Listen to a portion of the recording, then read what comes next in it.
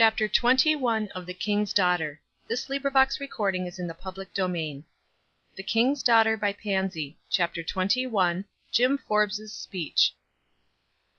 I have seen his ways, and will heal him. "I haven't heard a word from him since he went away," Mr. Nelson told Dell, as they two walked down the street together toward the church. It was the evening devoted to the temperance meeting. "I used all my influence with Mr. Elliott to send some other fellow and let us keep Jim here under our influence, but I accomplished nothing. Jim happened to be the best man for the sort of work that they wanted done, and of course his well-being must not be weighed for an instant against the press of work. I fear the very worst for him. He has gone to a hard place." He spoke in a troubled tone, and Dell answered him listlessly, as one weary and discouraged. "He could hardly do much worse than he was doing here. He broke the pledge 3 times, you know." In truth, she was both weary and discouraged. She was beginning to feel that she had toiled all night and caught nothing. Nothing accomplished; or, at the best, such trifles that they might almost pass for nothing. 6 weeks had passed since that sad funeral, and she had not seen Mr. Tresevant to speak with during that time. She had hoped so much from that painful time. She had imagined that her faith was strong and the way distinct. She had believed that, from the scenes of that solemn time, God meant to speak with force and power to the soul of this servant of his, and arouse him to higher views and holier purposes. During all her sojourn in the house of mourning, while mingling her tears of heartfelt sympathy with the widowed bride, there had been an undertone of solemn joy in her heart, and she watched and waited for the hour when she should hear him declare himself led by the awful power of God to look at life from a different standpoint. This hope, rather this belief, bore her during the trying funeral scene, when the pastor sat with white suffering face, apart, and heard the voice of a stranger lead the service. Her heart bled for him. "It is cruel," she said under her breath. "He can not think that I had anything to do with it; or if he thinks so today, he will not tomorrow when some of the bitterness is past. I would not have him endure this scene if any word of mine could have helped it." And yet underneath this feeling was that other one almost exultant: the Lord whom he serves is leading him, is showing him just where he stands, and he is good and sincere and will come into the full light.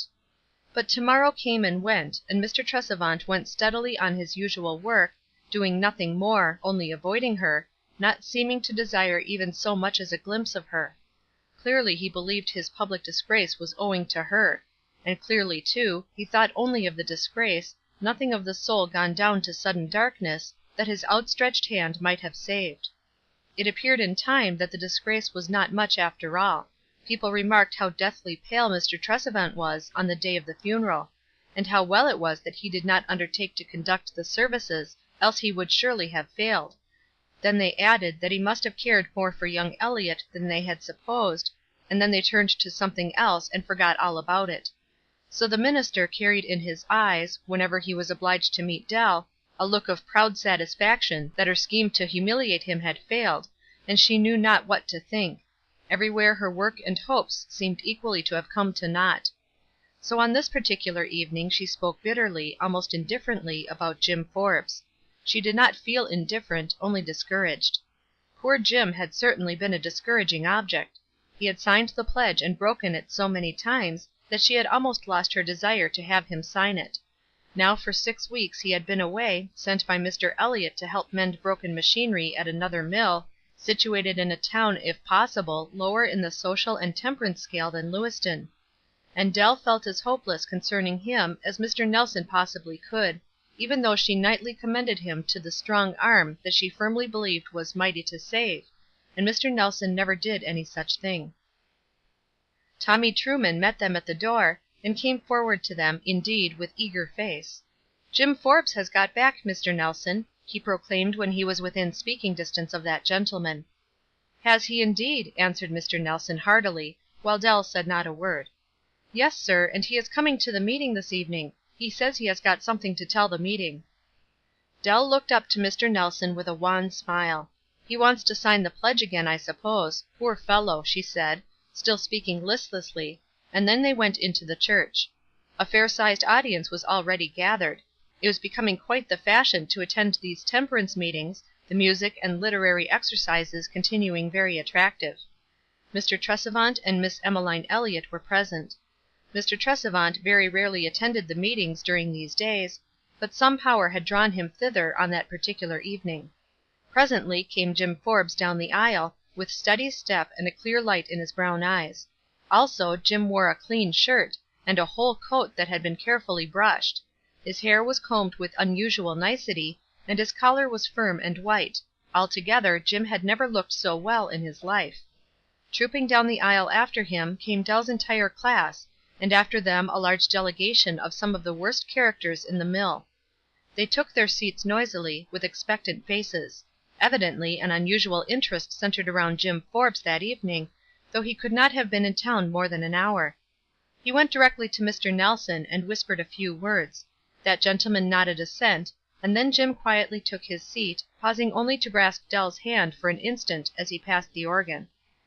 At the conclusion of the literary exercises, Mr. Nelson announced that their friend Forbes, who had been absent for several weeks, had a few words to say. Jim arose at once and came forward with an air of simple dignity that was new to him and became him well, and this was the speech he made. "I don't know how to make a speech. I never made one. But I've got something I want to tell you. I told the boys if they would come down here with me tonight I would tell them something, and I wanted to tell the rest of you. You all know what I've been, and some of you know how hard I've tried lately to stop drinking. I wanted to stop. I meant to stop. When I signed that pledge I thought I had drunk my last drop. But it wasn't so.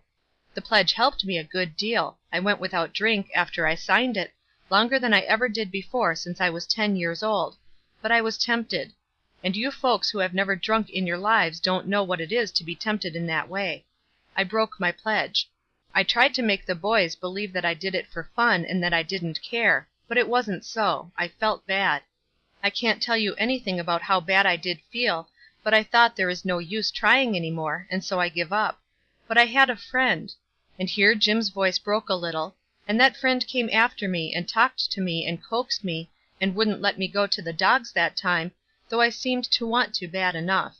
So I tried again, tried harder than I did before, and you'd be surprised at the lot of folks that wanted to ruin me, and how hard they worked for it, and how few there was seemed to care whether I was ruined or not. Well, the lot succeeded, and down I went again, and that time I was worse than before. But I had the same friend sticking to me, and getting me to promise to try again, and though it seemed to me of no kind of use, I did try, some weeks at a time, and then I tumbled back again. And one night when my boss came and made an offer to go to another town to work, I jumped at the chance, for, says I to myself, I ain't nobody and I can't be. I've tried as hard as a fellow could, but I was too far gone before I begun. So now I'll go away, and I can spree it as much and as hard as I like, and there won't be anybody to feel bad or to coax me, nor to care what becomes of me. So I went away, and before I'd been gone one day, who do you think I found was after me harder than anybody had ever been before? Why, it was the Lord himself, and he didn't let go of me, though I tried to get away. I went into a rum hole, and he followed me and coaxed me out before I took a single drink. I told him it was no use. Says I, I've tried it again and again, and I ain't nobody, and I can't be. Now I've give up for the last time, and want to be let alone. And says he to me, Jim, that's just the trouble. You've tried it, but never have tried me, never. It is a good help, but you are too far gone. You want something stronger. You want something so strong that you can't get away from it. You want more than that, something so strong that you can't want to get away from it. Try me, Jim, try me. And it kind of flashed all over me that this was the solemn truth, and I just stood still there in the street in the dark, and says I, Oh Lord, I will. And I did. And all the while I was to work in that mill, and going up and down those streets, and passing hotels and saloons and cellars by the dozen, he never left me a single minute, not a minute. I didn't even want to go into one of them places. I shrunk away from them. I hated them. I worked against them all the time. I didn't feel afraid I should go back to them any more, for I could feel that the Lord had tight hold of me. And now I am his." Here Jim paused in his rapid, eager talk, and drew out his handkerchief and wiped away the tears that had been rolling down his cheeks. And there seemed to be need for many handkerchiefs around the church just then. "I've just one more thing to tell the boys," he began after a moment, "and that is, If they really want to get away from the rum, or even if they don't want to and are willing to be coaxed into wanting to, he's the friend and helper to come to. The pledge is good, it helped me. I love it, and I'll work for it. But God is stronger than the pledge, and some of us need just the strongest kind of help that we can get. Oh, boys, come and try my friend. You don't know anything about him, and it's little I can tell you. But I can feel it, and so can you if you want to. Now I want everybody to know," and Jim drew himself up with strange dignity, and spoke in very solemn tones, "I belong to the Lord, body and soul. I'm going to live for him, and work for him. But there's something of a great deal more importance than all that. He's going to live for me." There was a solemn silence in the room for a moment after Jim took his seat. The boys from the mill were absolutely quiet and grave. They had been listening while one of their number spoke in an unknown tongue, and they marveled greatly. Mr. Nelson arose at last and stood for a moment in silence, then his touched and tremulous voice broke the stillness. "Our friend has proved to us forcibly tonight that his help is in God. He said, 'Some of us need just the strongest kind of help that we can get.' I want to vary that statement a little, and express my solemn conviction that all of us need just that kind of help, and that is found alone in God. I honor the total abstinence pledge. I believe it to be one of God's chosen instruments of usefulness. I will work for it from this time with renewed energy and earnestness. But I have been slowly turning from my early bulwark, that man needed but to use the strength inherent in his nature to be what he would.